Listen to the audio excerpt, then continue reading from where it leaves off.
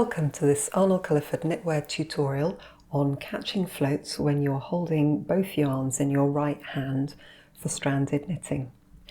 This tutorial is part of our Confident Knitting series, 12 projects to teach you 12 new techniques from 12 of the world's best knitting designers.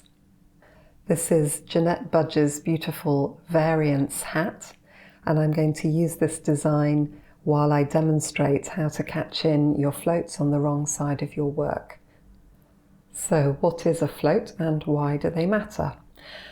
When you're knitting a stranded colourwork design, you're using the colours that you're working with all the way along the row, and that means that you'll work a few stitches in one colour and then a few stitches in another colour, and you will carry the yarn that you're not using along the wrong side of the work.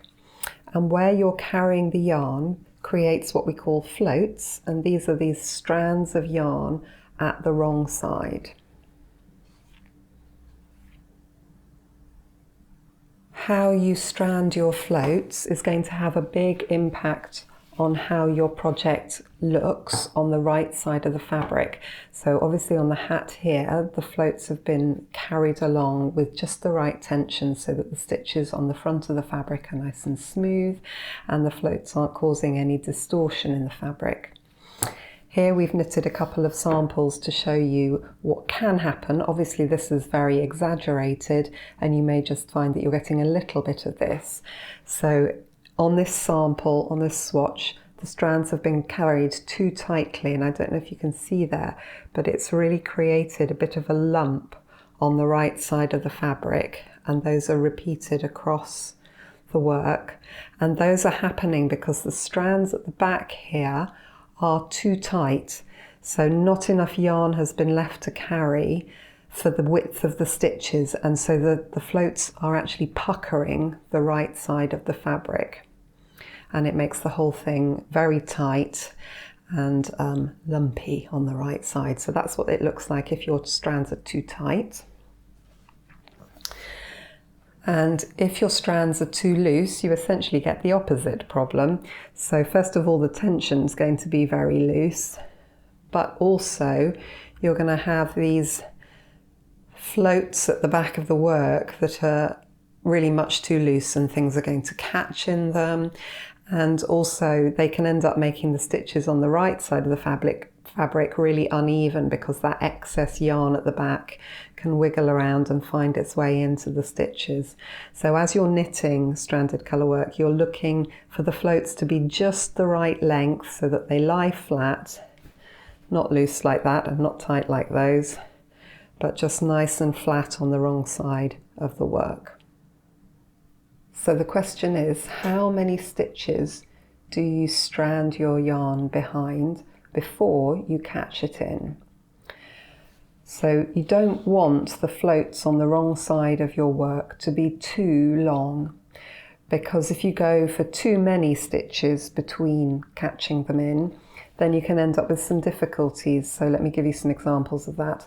If you're knitting for a small child who has small fingers, then mittens and things are going to need you to catch in your yarn fairly regularly so that they're not going to get, the floats aren't going to get caught in a little finger at the back of the fabric. However, if you're knitting something like a cushion cover, where the wrong side of the fabric isn't going to get handled, then you can leave your floats for a bit longer because you have a bit of a balance to work out here. When you catch your yarn in at the wrong side of the work, it can, if you do it a lot, lead to your fabric being less even. So you get the most even fabric if you just strand your yarn, but when it gets too long, sometimes you have to catch it in for practical reasons. And you'll find that this is a subject of much debate between different knitters because everybody has their own preference around how many stitches they will strand their yarn behind. So here are my rules of thumb. It depends on what the item's being used for. So as I've explained, for something that's going to get a lot of handling, maybe with little fingers, you don't want long floats. But if it's going somewhere that won't be touched, then longer floats isn't so much of a problem. The thickness of the yarn also comes into play. The thinner the yarn, the smaller the stitches are, and therefore the more stitches you can strand a float behind without it becoming a problem. So in a 4-ply yarn, you could strand behind a lot more stitches than you would do if it was an Aran weight yarn. Obviously 8 stitches in a 4-ply yarn is quite a short stretch. 8 stitches in an Aran weight yarn is going to be much more, so you probably would want to catch in more frequently in a thicker yarn. And then finally, the fibre content makes a big difference too.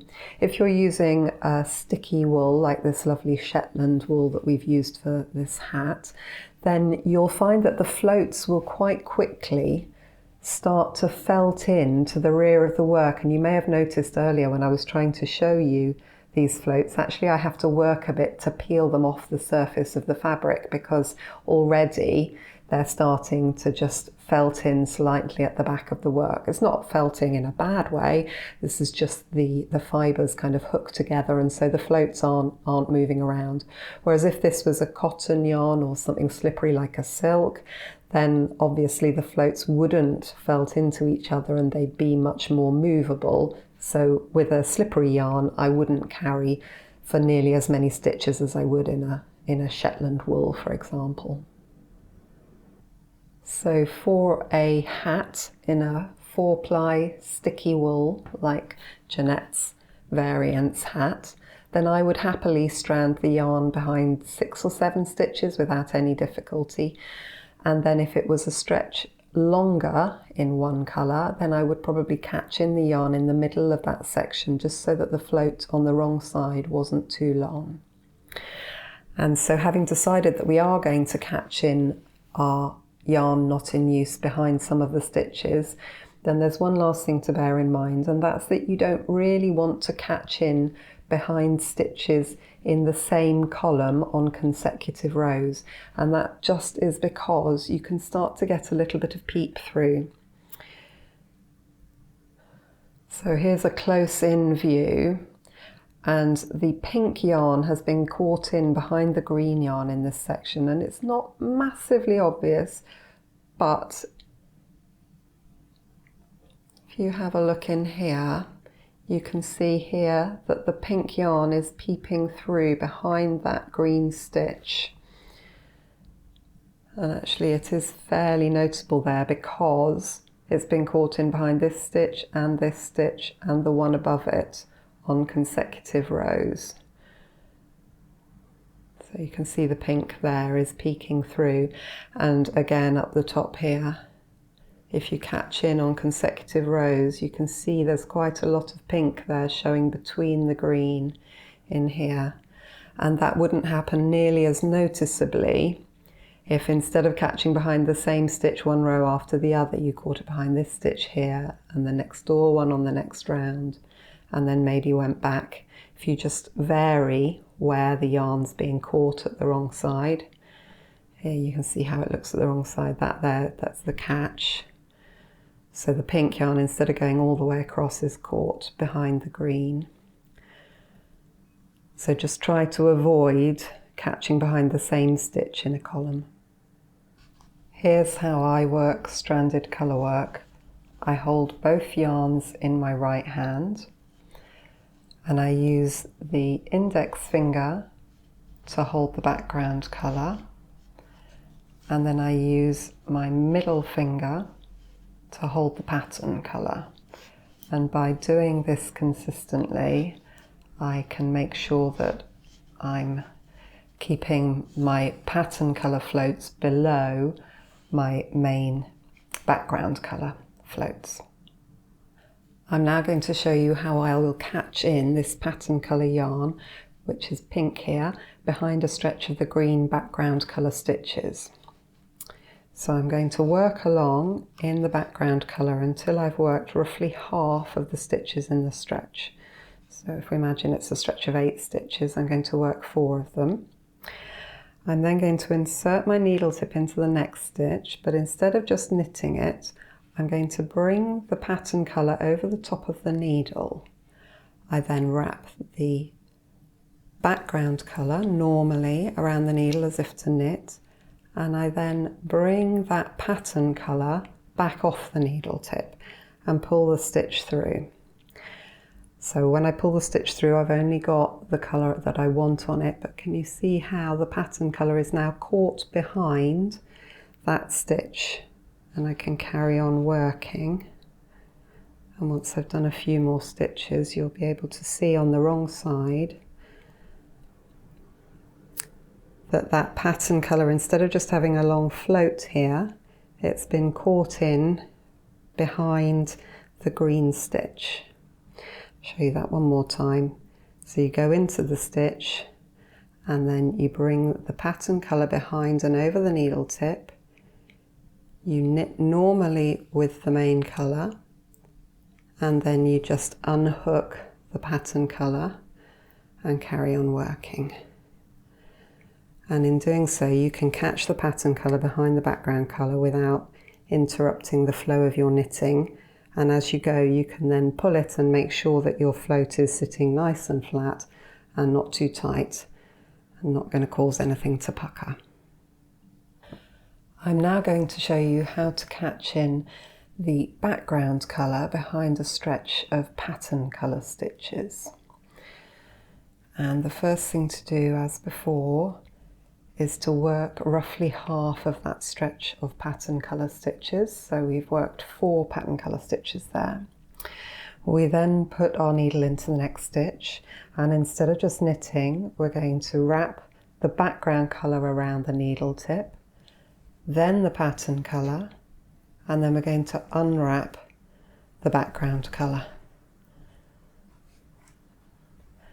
And as we then knit on in the pattern colour, you can see that the green strand of pattern yarn is now caught in behind this stitch. I'll show you that one more time.